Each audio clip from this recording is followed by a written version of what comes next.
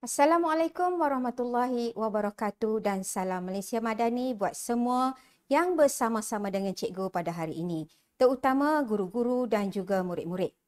Baiklah, pada hari ini kamu semua akan bersama dengan Cikgu Siti Balkis binti Abdul Razak, guru sains dari Sekolah Kebangsaan Langgar. Terlebih dahulu, kita akan bersama dengan cikgu untuk sesi Jom Pandai Sains Siri 1, Sains tahun 6. Untuk siri yang pertama ini, kita akan fokus kepada topik dan bidang yang tertentu. Baiklah, kita akan lihat terlebih dahulu apakah objektif dan kriteria kejayaan yang akan kamu kuasai selepas sahaja selesai sesi kelas bimbingan pada hari ini. Kita akan pastikan objektif dan kriteria kejayaan murid-murid selepas kelas bimbingan ini.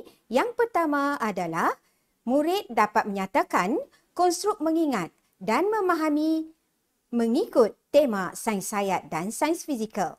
Manakala yang kedua, murid dapat menguasai konstruk mengingat dan memahami mengikut tema sains hayat dan sains fizikal.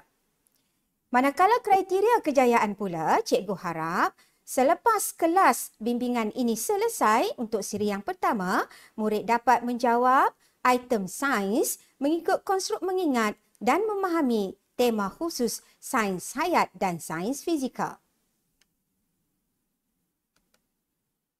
Sebelum kita telusuri setiap konstruk dan juga item sains mengikut tema sains hayat dan sains fizikal, kita cuba imbas kembali tema yang terdapat dalam Sukatan Sains tahun 6. Yang pertama adalah inkuari dalam sains. Yang kedua adalah sains hayat. Yang ketiga, sains fizikal. Yang keempat, sains bahan. Yang kelima, bumi dan angkasa. Dan yang kelima, teknologi dan kehidupan lestari. Kita cuba faham terlebih dahulu, apakah konstruk sains rendah? Konstruk ini merupakan satu perkara atau kemahiran yang akan ditaksir atau diukur dalam diri seseorang pelajar, melibatkan aspek pengetahuan dan juga kemahiran, khususnya bidang sains. Berikutnya, kita cuba perincikan apakah elemen konstruk mengikut, mengingat dan juga memahami. Mengikut konstruk mengingat, terdapat 6 elemen yang perlu murid-murid kuasai. Yang pertama adalah fakta, yang kedua istilah, yang ketiga pengelasan, yang keempat urutan, yang kelima kaedah dan yang keenam adalah prinsip. Manakala dalam konstruk memahami, murid-murid mestilah menguasai kemahiran dari segi penterjemahan, pentafsiran dan ekstrapolasi. Berikutnya, kita akan masuk secara fokus dalam sains hayat. Sains hayat merupakan tema yang kedua selepas inkuari dalam sains. Tetapi kita akan fokus kepada sains hayat terlebih dahulu, diikuti dengan sains fizikal. Untuk tema sains hayat, ada 4 standard kandungan iaitu manusia, mikroorganisma, interaksi antara hidupan, dan pemeliharaan dan pemuliharaan. Berikutnya, cikgu akan cuba perjelaskan dengan lebih lanjut tema sains hayat dari segi konstruk mengingat mengikut standard kandungan. Kita sentuh standard kandungan yang pertama dalam sains hayat iaitu 2.1 berkaitan pembiakan manusia. Tafsiran dalam standard prestasi serta kata tugas yang terdapat dalam DSKP menyentuh tentang mengenal pasti organ pembiakan manusia. Standard kandungan yang kedua iaitu 2.2 berkaitan sistem saraf manusia. Tafsiran yang diberi dan juga kata tugas yang digunakan adalah menyatakan bahagian utama sistem saraf pusat manusia. Seterusnya, standard kandungan 3.1, proses hidup dan kesan tindakan mikroorganisma. Tafsiran yang diberi serta kata tugas yang terdapat dalam DSKP adalah murid dikendaki menyatakan jenis dan contoh mikroorganisma. Standard kandungan yang seterusnya iaitu 4.1 berkaitan dengan interaksi antara haiwan. Terdapat dua tafsiran dan kata tugas yang perlu diberi perhatian oleh murid-murid, iaitu yang pertama, menyatakan maksud interaksi antara hidupan, dan yang kedua, menyenaraikan faktor persaingan haiwan. Standard kandungan yang seterusnya ialah 5.1 berkaitan pemeliharaan dan pemuliharaan bagi konstruk mengingat, tafsiran standard prestasi dan kata tugas yang diketengahkan dalam DSKP adalah menyatakan contoh haiwan yang pupus. Boleh cikgu teruskan? Baik, kita teruskan dengan masih tema yang sama iaitu sains hayat, namun kita akan tengok konstruk memahami.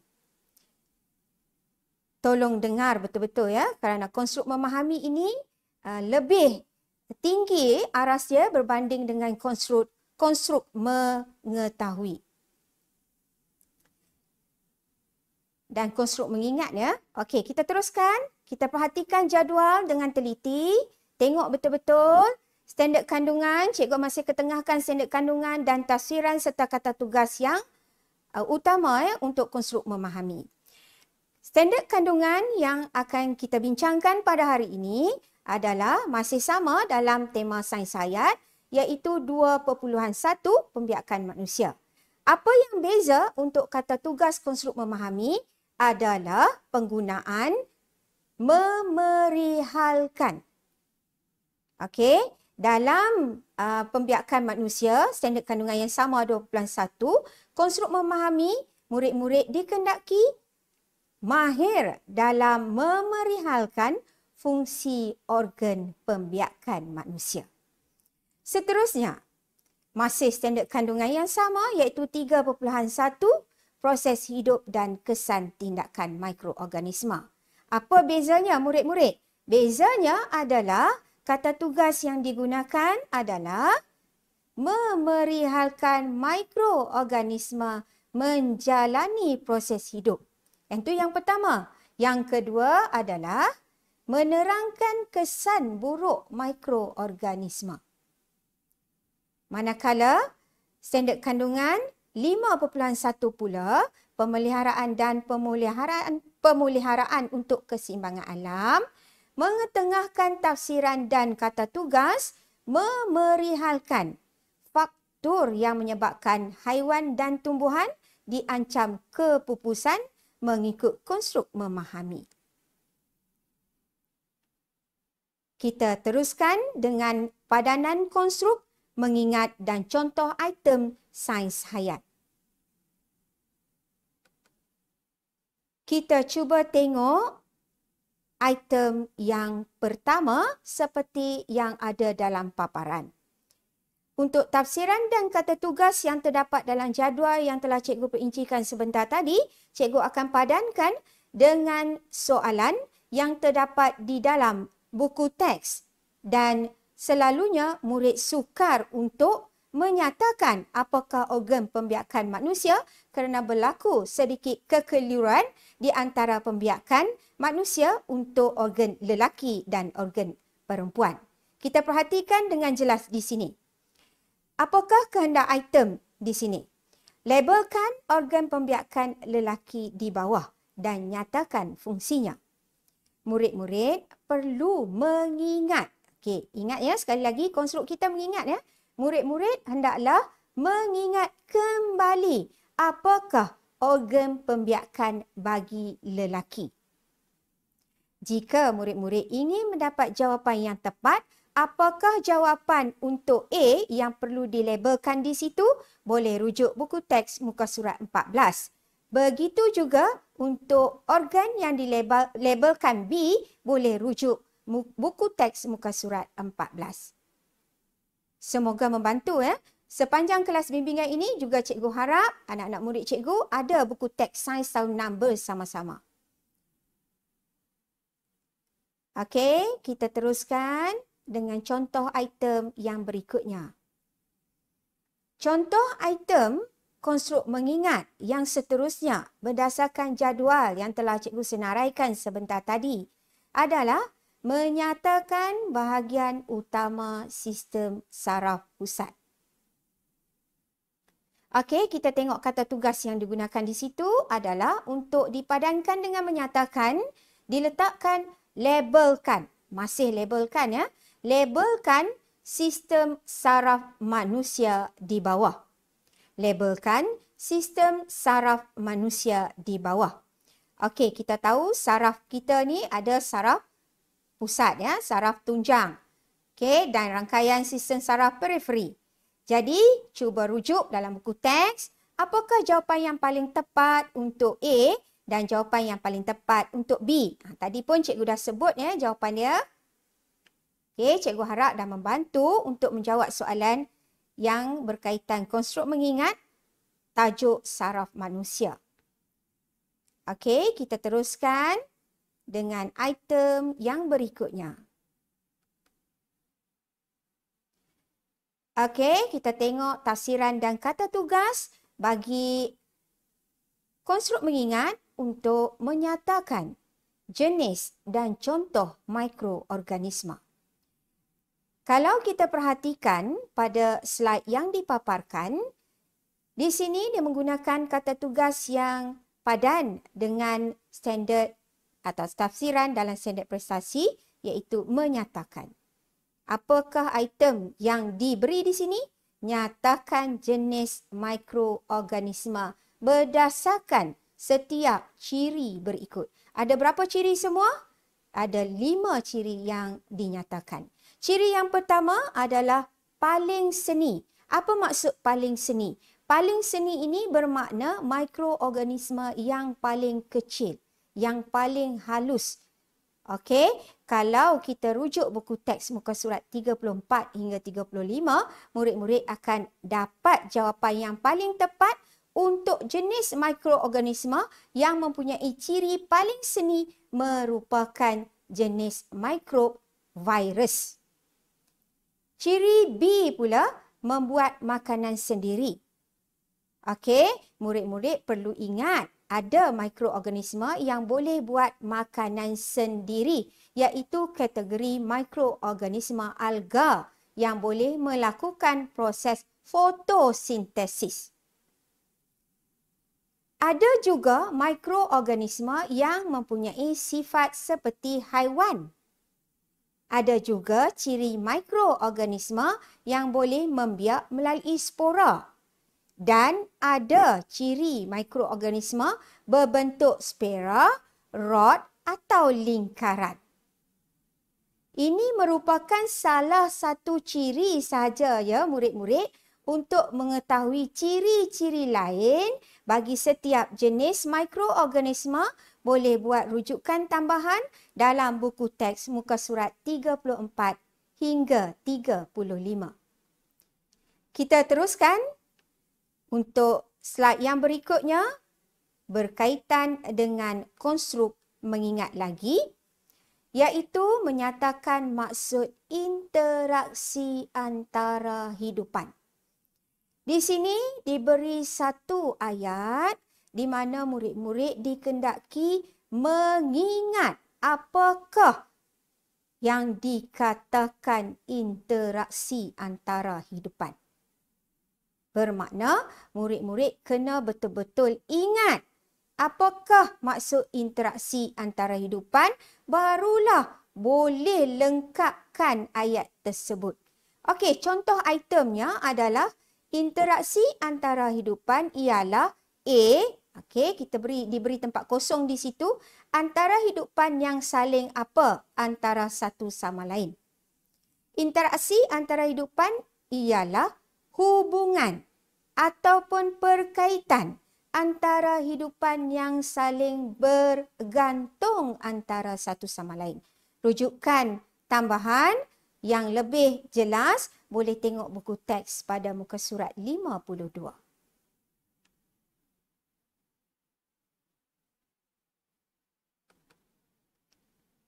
Untuk slide yang seterusnya, murid-murid dikendaki menyenaraikan faktor persaingan haiwan.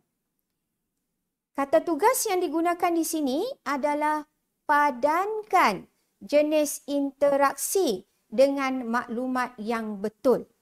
Bermakna ada dua perkara penting yang berkaitan dengan interaksi dan juga situasi hidupan yang perlu murid-murid kuasai.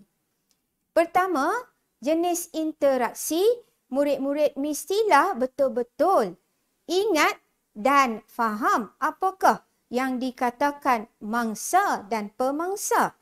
Barulah boleh dipadankan dengan situasi hidupan yang tepat. Sama juga dengan persaingan intraspesies, persaingan interspesies dan simbiosis. Cuba kita perhatikan dan cikgu akan cuba bimbing apakah jawapan untuk situasi hidupan bagi jenis interaksi yang betul.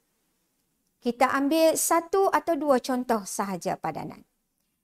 Untuk jenis interaksi mangsa dan pemangsa, cuba kita lihat situasi hidupan untuk memilih yang manakah padanan yang tepat.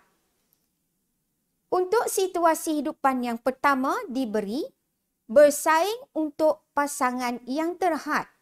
Adakah mangsa dan pemangsa situasinya itu adalah sesuai bersaing untuk pasangan yang terhad? Ya, tidak tidak murid-murid. Okey, seterusnya kita lihat penyataan untuk situasi hidupan yang kedua iaitu citah memburu rusa. Cuba kita padankan, adakah tepat mangsa itu adalah rusa manakala pemangsa itu adalah citah? Ya, tepat sekali padanan tersebut iaitu citah memburu rusa boleh dipadankan dengan mangsa dan pemangsa. Pemangsanya adalah citah manakala mangsanya adalah rusa. Maka wujudlah situasi hidupan citah memburu rusa. Untuk rujukan selanjutnya, boleh lihat buku teks muka surat 54 hingga 57.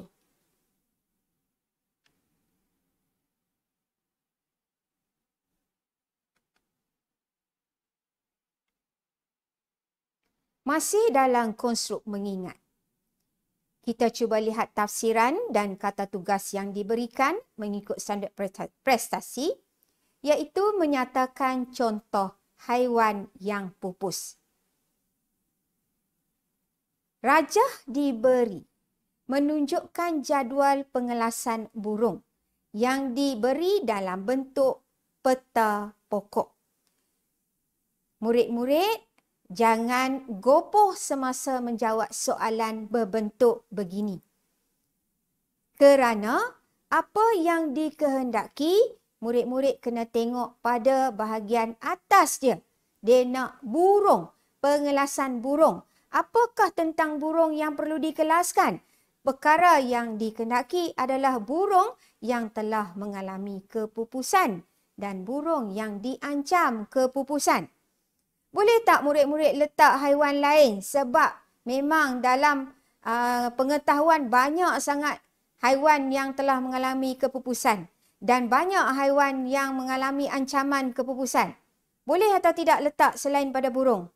Tidak boleh ya, tidak boleh. Kerana apa yang diminta di sini adalah pengelasan burung, iaitu burung yang telah pupus, iaitu burung X dan burung yang terancam dengan kepupusan iaitu burung Y. Maka murid-murid boleh letakkan di situ satu contoh, minta satu saja ya, satu contoh iaitu X burung dodo, manakala Y boleh letak burung enggang. Enggang ya, burung enggang.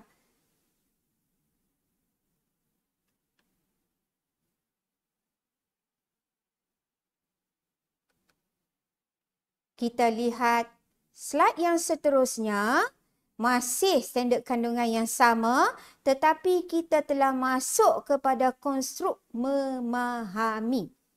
Mengapa cikgu kata konstruk memahami?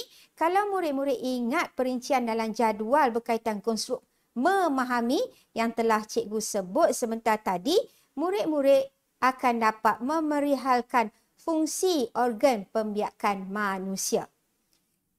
Tetapi perlulah labelkan dahulu organ A itu dengan betul dan juga organ B dengan betul. Barulah boleh perihalkan fungsi organ pembiakan lelaki ini dengan betul. Jika salah label, maka sudah tentu salah fungsi. Jika salah label, fungsi betul, tiada skor untuk murid-murid. Tiada skor untuk murid-murid ya. Untuk rujukan tambahan jawapan ini, boleh rujuk buku teks muka surat 14. Cikgu akan teruskan dengan tafsiran standard prestasi berkaitan mikroorganisma di bawah konstruk memahami. Kita lihat di sini apa yang perlu murid-murid lakukan. Murid-murid dikehendaki menguasai kemahiran memerihalkan mikroorganisma menjalani proses hidup. Okey, betulkah mikroorganisma menjalani proses hidup? Maka murid-murid perlu menjalankan aktiviti atau penyiasatan. Selepas menjalankan aktiviti atau penyiasatan, okey, berdasarkan kepada tayangan yang dipaparkan, murid-murid boleh menjawab beberapa soalan berkaitan penyiasatan tersebut. Okey, cikgu ambil contoh penyiasatan di sini. Gambar di bawah menunjukkan setitis air kolam yang diperhatikan di bawah mikroskop. Terdapat mikroorganisma X atau kita kata di situ objek X yang ada di dalam air kolam atau tisisan air kolam yang diambil serta dilihat melalui mikroskop sebentar tadi. Okey, murid-murid kena tahu terlebih dahulu apakah X. Apakah X? Jika tidak dapat menyatakan apakah X, sukarlah untuk murid-murid menjawab soalan B dan soalan C. X yang kita ketahui berdasarkan ciri mikroorganisma yang ada cikgu sebutkan sebentar tadi, X yang hidup di dalam air, seperti air kolam, air longkang, air kola, air telaga, merupakan jenis mikroorganisma protozoa. Okey, kalau di sini kita lihat protozoa ini adalah paramecium. Macam mana cikgu boleh bagi tahu paramecium? Murid-murid pun tahu ya, bentuk seperti tapak kaki. Kalau kita tengok bentuk seperti tapak kaki. Soalan B, ramakan kedudukan X selepas 5 minit. Agak-agak apakah yang akan X lakukan selepas 5 minit? Okey, selepas 5 minit, murid-murid dapat lihat kedudukan X berubah. Berubah kedudukan X. Okey, kenapa agaknya? Kenapa? Mesti ada sebab. Kenapa X itu berubah kedudukan? Untuk soalan kenapa menepati soalan C, berikan inference terhadap jawapan kamu pada 2B. Sebab mengapa kedudukan X berubah? Kerana X boleh bergerak.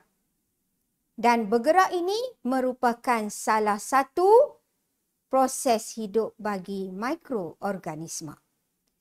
Untuk lebih memahami dengan lebih jelas lagi, boleh rujuk buku teks muka surat 37 hingga 38. Jelas tentang proses hidup mikroorganisma? Okey, bagus. Kita teruskan dengan slide yang berikutnya. Slide yang berikutnya menerangkan kesan buruk mikroorganisma. Apakah, cuba kita lihat perbualan antara murid dan guru ni, apakah penyakit berjangkit lain yang disebabkan oleh mikroorganisma? Bila sebut penyakit berjangkit bermakna penyakit berjangkit ini buruk atau baik? Ya, kesan buruk mikroorganisma. Okey. Kesan buruk mikroorganisma ni ada banyak sebenarnya. Tetapi di sini cikgu tak akan senaraikan banyak untuk kesan buruk mikroorganisma. Apakah yang menepati dengan menerangkan kesan buruk mikroorganisma? Okey, cikgu ni minta apa? Jelaskan kesan tindakan mikroorganisma dalam kehidupan harian kita.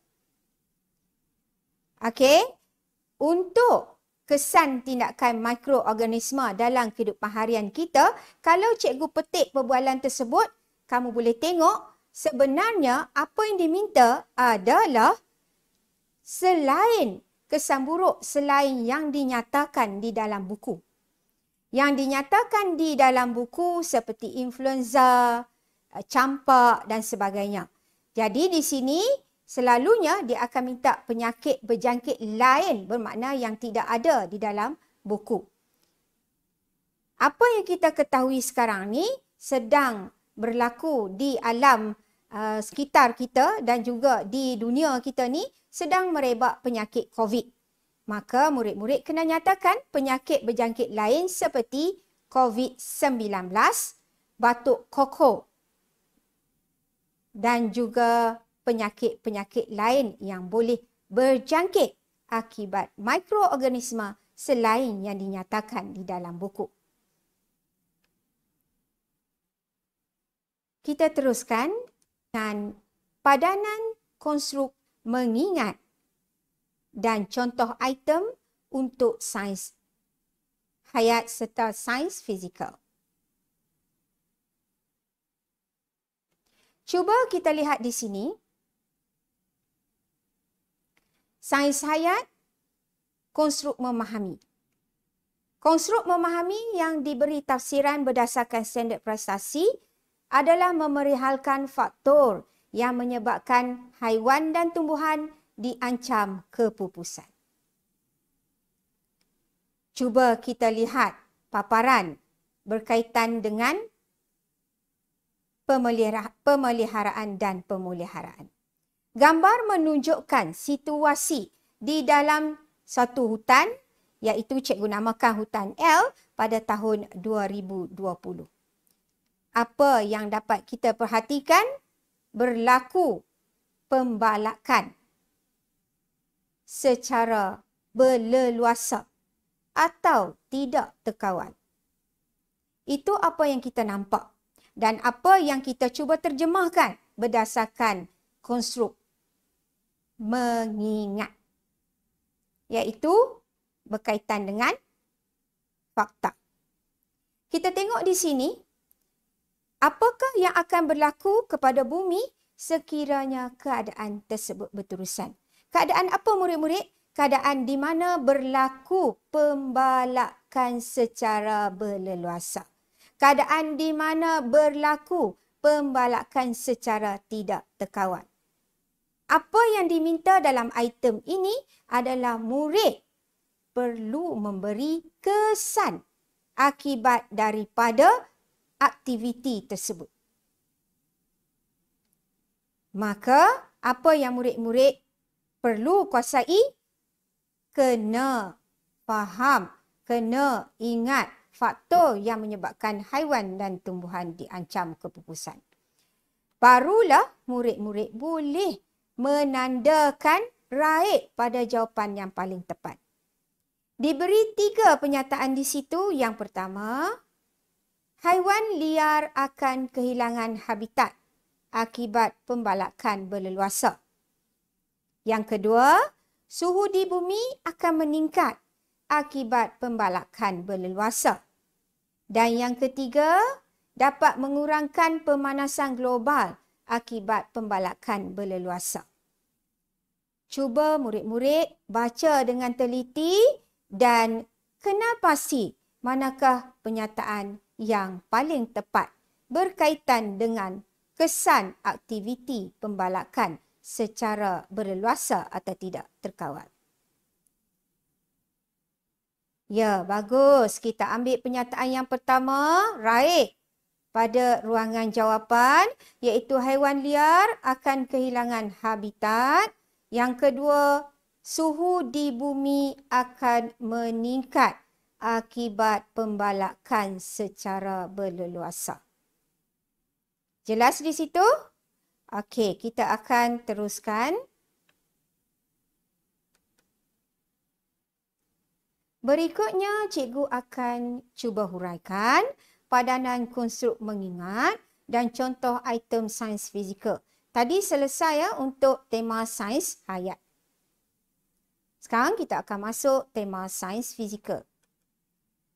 Apakah pecahan untuk sains fizikal?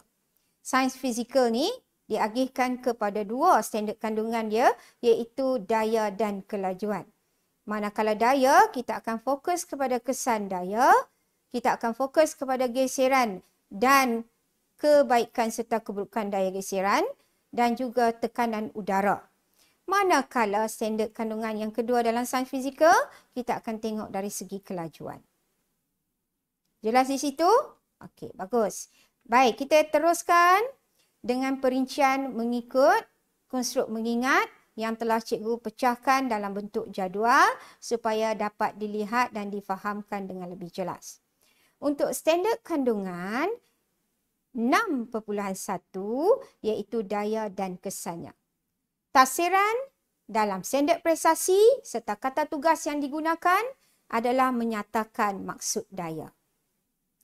Cikgu teruskan dengan slide berkaitan dengan konstruk mengingat dalam sains fizikal, iaitu menyatakan maksud daya geseran dengan menjalankan aktiviti. Jika kita perhatikan apakah yang dilakukan oleh Amin di sini, Amin menolak sebuah kotak kayu di atas permukaan lantai.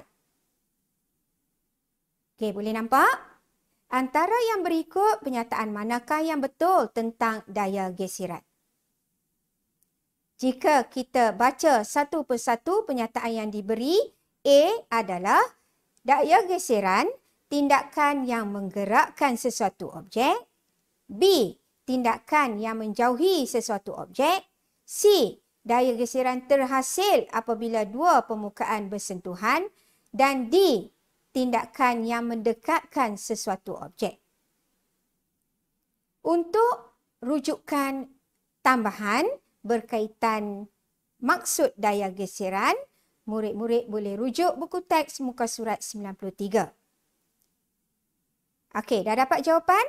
Baik, jawapannya adalah C, iaitu daya geseran terhasil apabila dua permukaan bersentuhan.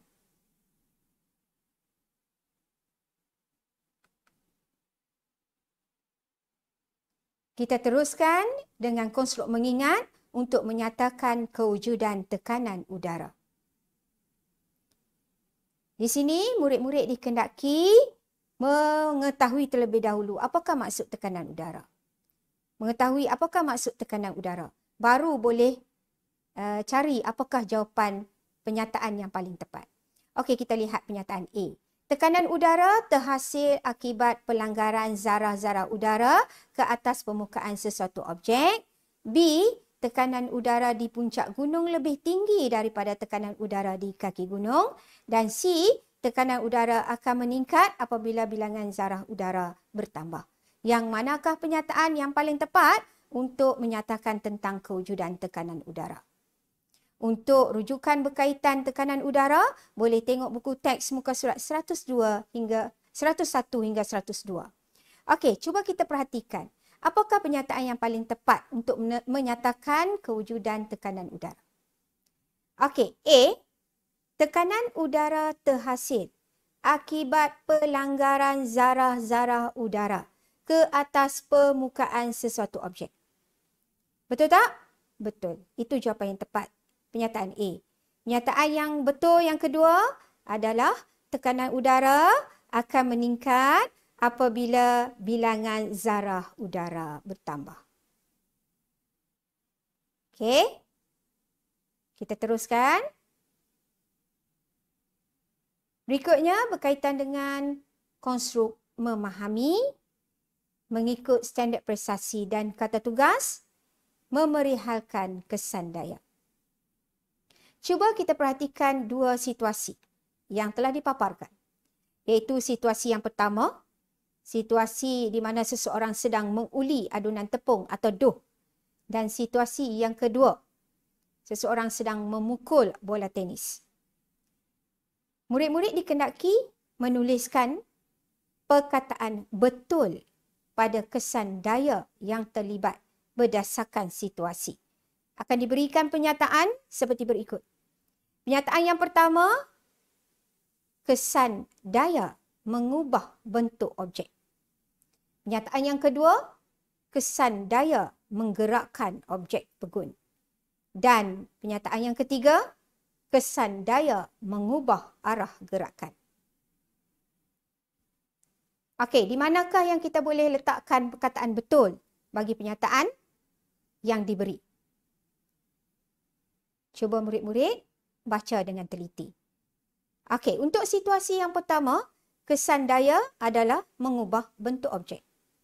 Manakala situasi yang kedua adalah kesan daya mengubah arah gerakan. Untuk rujukan tambahan berkaitan kesan daya, boleh rujuk buku teks muka surat 90 hingga 91.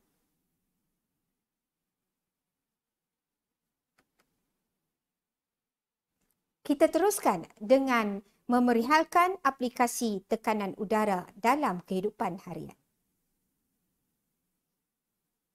Cuba perhatikan kedua-dua situasi yang dipaparkan. Setiap hari, murid-murid membeli minuman di kantin sekolah dan menggunakan penyedut minuman untuk menyedut air yang berada di dalam gelas. Tetapi, bolehkah murid-murid memerihalkan aplikasi tekanan udara dalam kehidupan harian?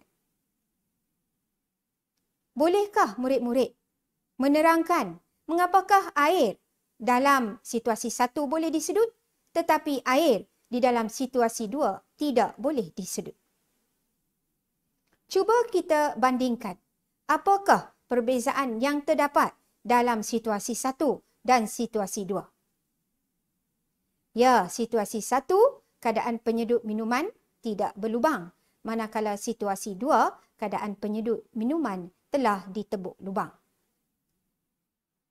Adakah air dapat disedut untuk situasi 2? Tidak ya murid-murid. Maka murid-murid kena terangkan mengapakah air tidak dapat disedut dalam situasi 2 berbanding situasi 1. Cuba lihat penyataan untuk jawapan A, tekanan udara di luar penyedut lebih rendah. B, tekanan udara dalam penyedut lebih rendah. C, tiada tekanan udara dalam penyedut. Dan D, tekanan udara dalam penyedut lebih tinggi. Murid-murid kena faham ya, kenapa air boleh disedut ke dalam penyedut terus masuk ke mulut. Ini berlaku akibat aplikasi tekanan udara. Apabila wujud tekanan udara di dalam penyedut, akan menolak air yang ada di dalam penyedut ke dalam mulut kita.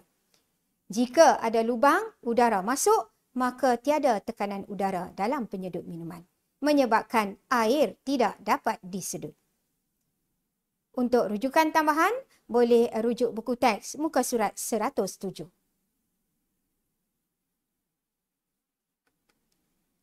Di sini cikgu ada beberapa bonus item soalan ya, berkaitan konstruk mengingat dan memahami. Sila ambil perhatian. Ada 2 di sini. Okey, ada 2 di sini untuk konstruk mengingat. Pengetahuan sains. Okey, kalau kita perhatikan di sini, ada satu penyiasatan ataupun kajian yang dijalankan oleh seorang murid yang bernama Akif. Akif telah menjalankan penyiasatan untuk mengkaji kekuatan binaan. Murid-murid dikendaki melengkapkan pernyataan di bawah. Tetapi murid-murid kena perhatikan terlebih dahulu binaan R dan binaan S serta membuat perbandingan. Apakah beza di antara binaan R dan binaan S? Ya, binaan R tiada sokongan manakala binaan S ada sokongan. Sebaik sahaja murid-murid dapat mengetahui perbezaan tersebut, maka murid-murid dikendaki melengkapkan fakta berikut. Faktor yang mempengaruhi kekuatan binaan R dan binaan S adalah sokongan. Satu perkataan itu saja, sokongan. Kita perhatikan contoh yang kedua, iaitu binaan rumah J dan binaan rumah K. Jika kita perhatikan, terdapat perbezaan di antara rumah J dan rumah K dari segi bahan binaan yang digunakan. Jika kita lihat, bahan binaan untuk rumah J terdiri daripada konkrit, manakala bahan binaan rumah K terdiri daripada kayu.